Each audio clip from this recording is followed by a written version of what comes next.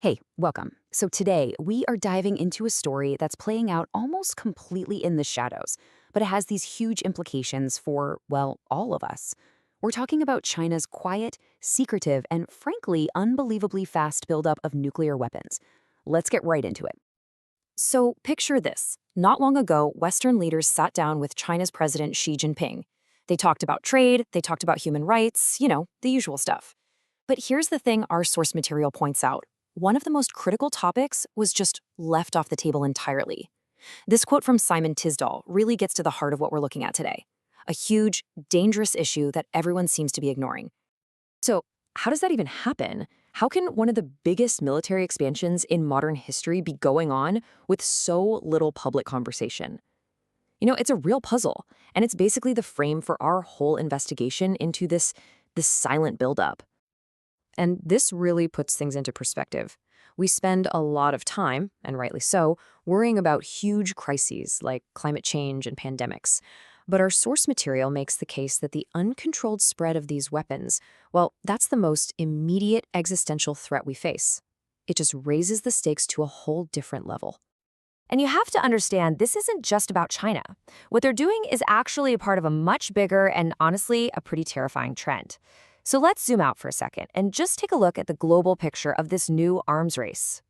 Have you ever heard of the doomsday clock? It's this symbol that a group of atomic scientists use to show how close we are to a global man-made catastrophe. Right now, it's set at 85 seconds to midnight. That is the closest it has ever been to total disaster in its entire history.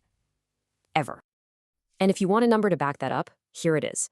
According to a 2025 report from the Stockholm International Peace Research Institute, you'll see them called SIPRI. This is their estimate for the total number of nuclear warheads on the planet, over 12,000. And what's really scary is that almost 10,000 of those are in active military stockpiles, basically ready to go. Now, for decades, the story was pretty simple. The US and Russia had something like 90% of all the nukes. And as you can see, that's still basically true today. But, and this is a huge but, that whole static picture is starting to change, and it's changing really, really fast. And yeah, this slide just lays out the problem perfectly. Diplomacy for disarmament, it's basically dead in the water. That last major treaty between the US and Russia was about to expire. And it's not just them. All 9 countries with nuclear weapons are upgrading their arsenals. They're developing these new super-fast weapons like hypersonic missiles. And get this, there's even talk that nuclear testing might start up again. The arms race isn't coming, it's already here.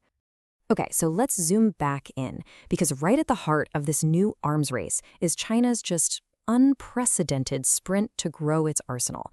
And this is where the story gets really dramatic. At first glance, you might look at this chart and think, okay, 600 warheads for China, that's tiny compared to the thousands Russia and the US have. But that's what's so deceptive. The key here isn't the current size of the stockpile. It's the absolutely staggering speed of its growth. And this is the projection from SIPRI that has military analysts so spooked. They calculate that by the end of this decade, China could have just as many long-range ICBMs, the ones that can cross oceans, as either the US or Russia. To go from 600 warheads to matching them on ICBMs in just a few years, that's not a buildup, that's an all-out sprint. So you can bet this has not gone unnoticed over in Washington. The Pentagon has been sounding the alarm, saying pretty bluntly that this buildup is making the U.S. homeland itself more and more vulnerable to a potential attack. And when you dig into their assessment, it gets even more specific. They're seeing a more aggressive hair-trigger posture. They've pinpointed about 100 new ICBM silos, and they see all of this as being connected to a very specific goal, having the power to fight and win a war over Taiwan by 2027, maybe by hitting U.S. forces in the Pacific first. Okay, so that's the what. We've got this massive, super fast, and very secretive expansion. And that brings us to the biggest and honestly the toughest question of all. Why? Why is all of this happening right now? Let's just put the question out there plainly, just like our source material does. What is China's president, Xi Jinping, really trying to do with this whole nuclear escalation? So the source kind of breaks it down into 3 possible reasons. First, maybe it's just about status, wanting a seat at the big kids' table with the US and Russia. Or maybe it's driven by fear. She apparently told one leader he was worried other powers operate by the law of the jungle. Or is it just raw ambition, building up the muscle to take Taiwan by force and really cement China's spot as the world's top superpower? The truth? It's probably a mix of all three.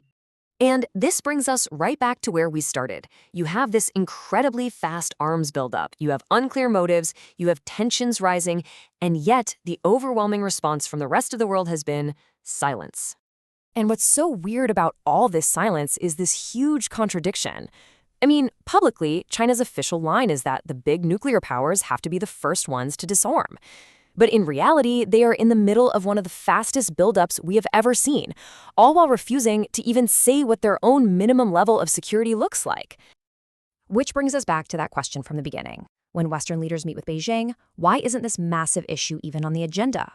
What explains the silence? Well, one theory the source floats is that maybe some Western nations aren't really in a position to criticize. The UK, for example, is also expanding its own nuclear force. And there are reports it's letting the US store nuclear weapons on its soil again. It's kind of hard to call out an arms race when you're also a runner. And here's one final, really disturbing wrinkle in the story. A top Chinese general was recently and very mysteriously fired, which has led to a lot of speculation. Is it possible that there is disagreement happening even inside China's top military circles about how aggressive these policies should be? That suggests the potential for some real instability right at the very top. And so here's the bottom line. With this secretive buildup, a new global arms race kicking off, and some serious questions about who's in control, we are left with the most chilling question of all, one that echoes right out of the Cold War. In this complicated and dangerous world, whose finger exactly is on the button?